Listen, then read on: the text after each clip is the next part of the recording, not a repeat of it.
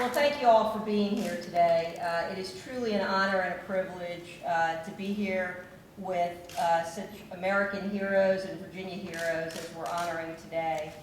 Truly, our first responders are the core of what allows the rest of us to do what we do day in and day out. And the selflessness with which you do your job is very, very appreciated by the Office of Public Safety and by the Governor. And without further ado, it's my privilege to introduce to all of you our Governor, the 71st Governor of Virginia, Bob McDonnell. Thank you. Thank you very much. Thank you. Thank you very much.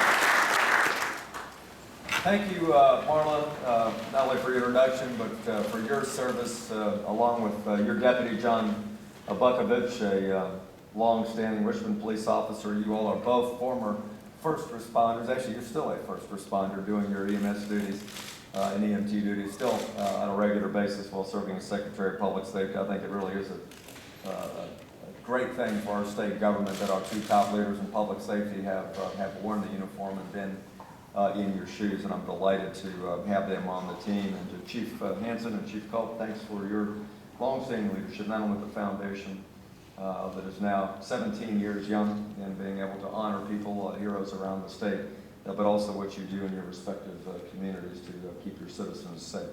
I'm delighted that so many legislators would be here today. I know we have delegates Carr and Brink and Massey and James and who else? I thought I saw Delegate Cox was here earlier. Thank all of you for coming as well. I think they understand, like I do, that public safety really is the first and foremost duty of government. And you all are really the ones on the front lines that make that happen.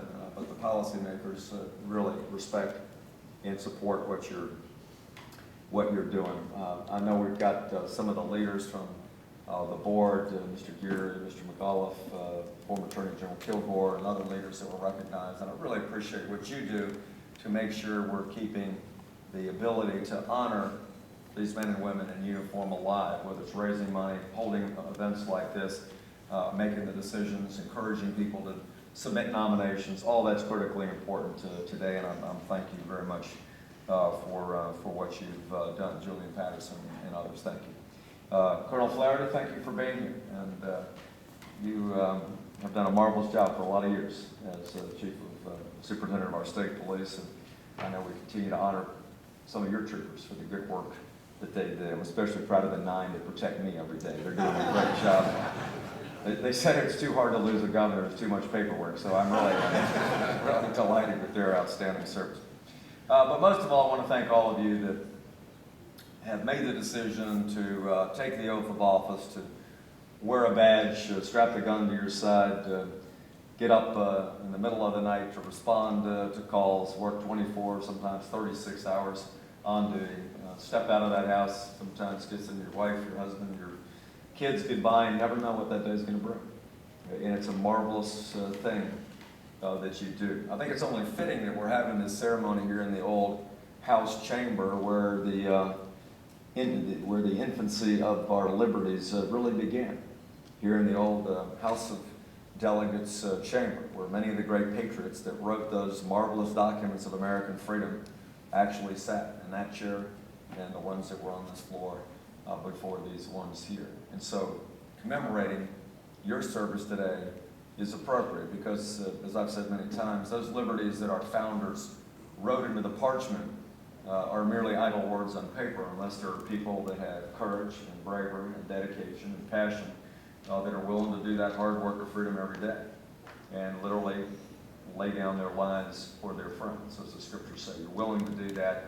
And so I think it's only appropriate we take this time and as many times as possible to be able to honor you, to thank you, and particularly those that have done incredibly heroic acts in selfless sacrifice to their fellow Virginians. I think the Public Safety Foundation, since its inception 17 years ago, has taken that step to do more than maybe what is done in the ordinary course of business to celebrate the achievements that our law enforcement officers and our public safety officers and our firefighters and other first responders do on a regular basis. I know we're going to tell 3 stories today, but my guess, Chiefs, is there's thousands of stories like this that we could tell every year that don't get reported or didn't make the top cut for the Medal of Valor. But for all of you that are sitting here, I know you've got stories to tell about your own actions, about those that work with you and their actions. And for that, I just want to say on behalf of the grateful Commonwealth, we salute you and we thank you for what you did. I want to honor specifically the 3 individuals that have been selected by the board for particularly meritorious service today. First is Trooper Kurt Johnson. Kurt is being, and I know we're going to have a medal presentations after, but I thought I'd just tell you a little bit in my own words what their sacrifices have meant. He's being recognized with the Medal of Valor for very significant and heroic actions on February 6th of last year when he retrieved a 15-month-old infant who was trapped inside a burning, overturned vehicle. He was on parole, some other folks, on patrol, not parole. See, it's what happens in public safety. Sometimes you forget what side you're on. But he was on a routine patrol that turned out to be anything but routine, and crawled into a vehicle to get out the infant. He had to actually take out the seat of the car that was burning, smoke filling the car. The child appeared to actually be unconscious, and as he was taking the child out, the entire car caught on fire and exploded. Incredible act of heroism and bravery, and that young child is now alive and well because of Trooper Johnson's outstanding efforts. The second person we're awarding today is Firefighter Doug Townshend. And Firefighter Townshend was responding to a call and noticed some flames coming out of the kitchen window of his brother's house, who actually lived next door. That's what I recommend for everybody: live next door to a firefighter. Certainly comes in handy. He had to actually take a sledgehammer in order to break the window to get access to the house. He went in and grabbed and pulled his brother towards that open window, shielding him from the flames at the same time, and was able to actually pull him to safety. And within minutes of getting his brother out of the house, the entire house became engulfed in flames.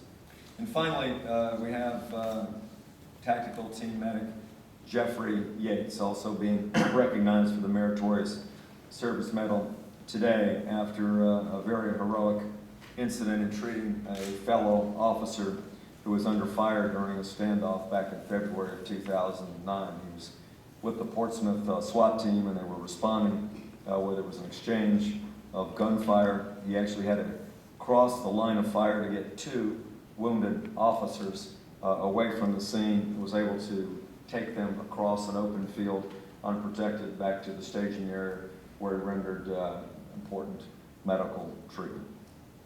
So these are great stories of bravery, of selfless sacrifice, of 3 individuals who had such great training that they didn't have to stop and think about what to do when the call for action came. So I'm just glad to be here today to be able to celebrate these great achievements, to be able to participate with these chiefs and with the entire board of the Medal of Valor team, to be able to say, once again, we salute you and all of these who take up the call to protect your fellow citizens. We wish you many years of faithful and dedicated service, of safe service.